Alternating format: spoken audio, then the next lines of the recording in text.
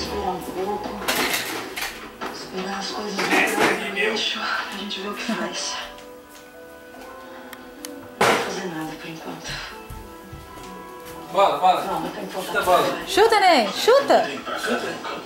Chuta. Chuta.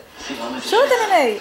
Eu Chuta. acho muito ruim te encontrar lá em casa de uniforme, de empregada, de patrão. Chuta, bora. Essa situação me incomoda. Chuta.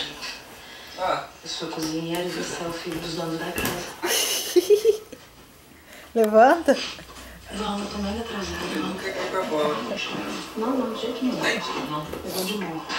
Enquanto a gente não souber o que vai dizer pra eles, não quero que eles confiem que a gente tá junto. Chuta. A gente tá junto, ó. Isso. Ê. Sabia. Você tem que me falar. Chuta. Tamo junto. Fala aqui.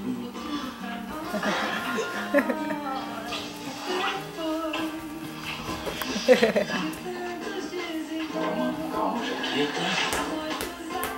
Eu tô com saudade. Wesley.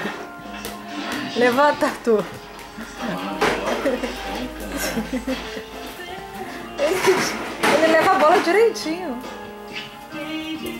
Gol! Gol! Isso, neném. Chuta. Chuta! Chuta!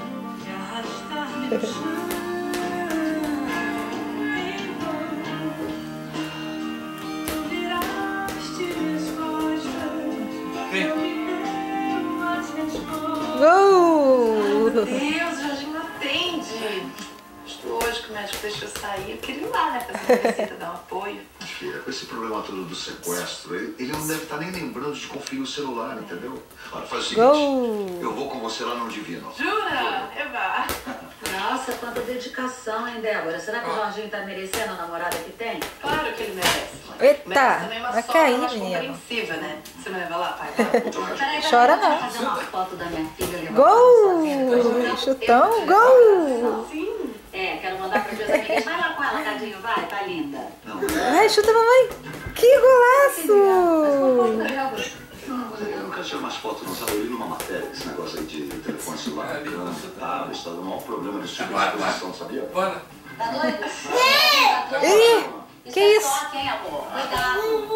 Oi, oi, oi, oi!